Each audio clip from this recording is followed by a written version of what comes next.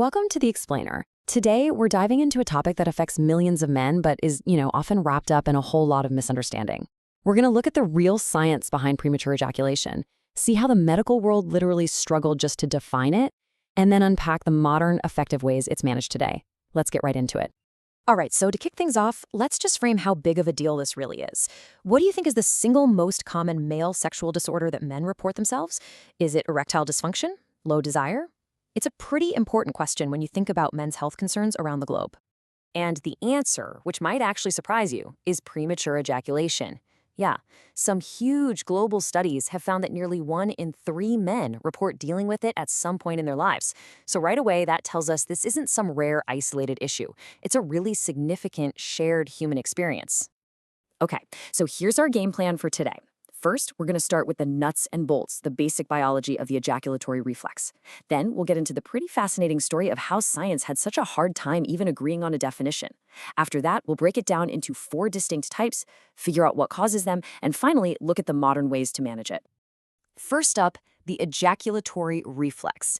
Look, to really get a handle on any condition, you've got to start with the basic mechanics, right? And ejaculation isn't just one simple thing. It's this incredibly sophisticated conversation happening between the brain and the body. Now, what's really cool here is this thing called the spinal generator of ejaculation. You can kind of think of it like a local command center down in the spinal cord. It's in charge of the physical action, but, and this is the key part, it's getting constant input from 2 directions: signals from the body and, maybe even more importantly, commands coming down from the brain. And that control from the brain, it really just boils down to a chemical balancing act. You've got 2 main players here: dopamine, which is like the accelerator, pushing things forward, and then you have serotonin, which is the brake. It inhibits the reflex. And honestly, a huge chunk of modern treatments, as we'll see in a bit, is all about working with that serotonin brake pedal. So the whole reflex happens in 3 perfectly timed phases. First up is emission. That's when everything gets loaded into position. Then comes ejection, which is the physical event, those muscle contractions. And finally, there's orgasm. And what's interesting is that orgasm is actually a separate event that happens up in the brain. It's how your brain processes all those physical feelings. So they're all linked for sure, but they are technically separate things.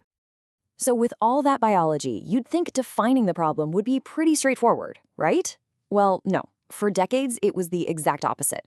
And that brings us to what I like to call the great definition debate, and how just struggling to define the condition actually held back real research and treatment for years. And you can really see that whole journey right here.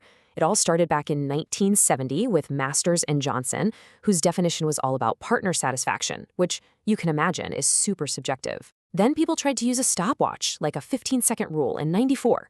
Even by the year 2000, the official definitions were still using these really vague phrases like shortly after penetration. How do you even research that?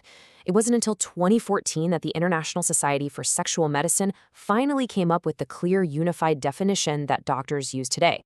So this is the really big shift. The old way of thinking was completely subjective and totally dependent on someone else's experience. But the modern definition, it's all about the patient, and it's built on 3 solid evidence-based pillars. 1, a specific time frame; 2, a sense of not being in control; and 3, the negative personal consequences, the distress and frustration it causes. Okay, so this new, clear definition led to another huge breakthrough. It helped researchers realize that PE isn't just one single thing. It's more like a spectrum with 4 distinct subtypes, each with its own characteristics. And this brings us to the 4 phases of prematurity. Now, this is where things get really fascinating, because this chart kind of flips our common assumptions on their head. The classic types we usually think of, lifelong and acquired PE, they're actually the least common ones out in the general population. The ones you see way more often are variable PE, which is just considered a normal human variation, and subjective PE. That's where someone is worried about being premature, even though their actual time is perfectly normal, or even long. So let's just quickly run through these. Lifelong PE is exactly what it sounds like. It's been there since day 1. Acquired PE is something that starts later in life, after things have been normal for a while. Variable PE is inconsistent. It comes and goes, and it's not actually considered a disorder. And then there's subjective PE, which is more about perception and anxiety than it is about the stopwatch.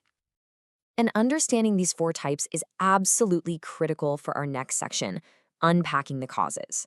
because the reason why someone is experiencing this often depends entirely on which of those subtypes we're talking about.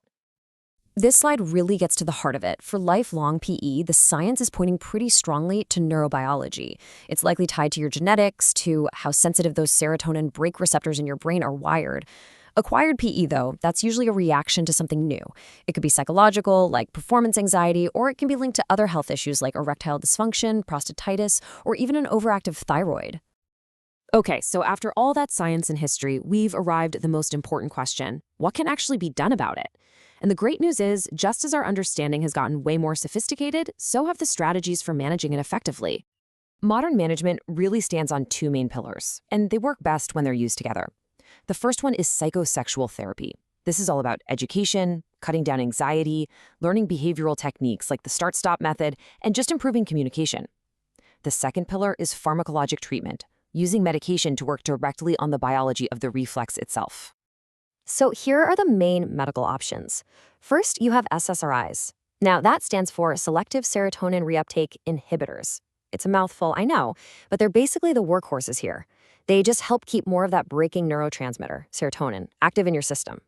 Then you have topical anesthetics, creams or sprays that work by slightly reducing sensitivity. And finally, there are PDE5 inhibitors, the drugs usually used for ED. They can also help here, especially if anxiety about maintaining an erection is part of the problem. So if there's one thing to take away from all this, it's that there's no single magic bullet. The absolute best approach is a personal one. It's usually about combining medical treatment to get some control over the biology, while also using therapy to work on the anxiety, the confidence, and the relationship stuff that almost always comes along with it. You have to treat the whole person, not just the symptom. And that really leaves us with a final thought to chew on. We just saw how simply getting the definition right completely changed the game for this one condition. So it just makes you wonder, if a better definition can do all that, how will a broader, more compassionate, and more scientific understanding of our sexual health continue to change not just our medicine, but our expectations of ourselves and our relationships with each other?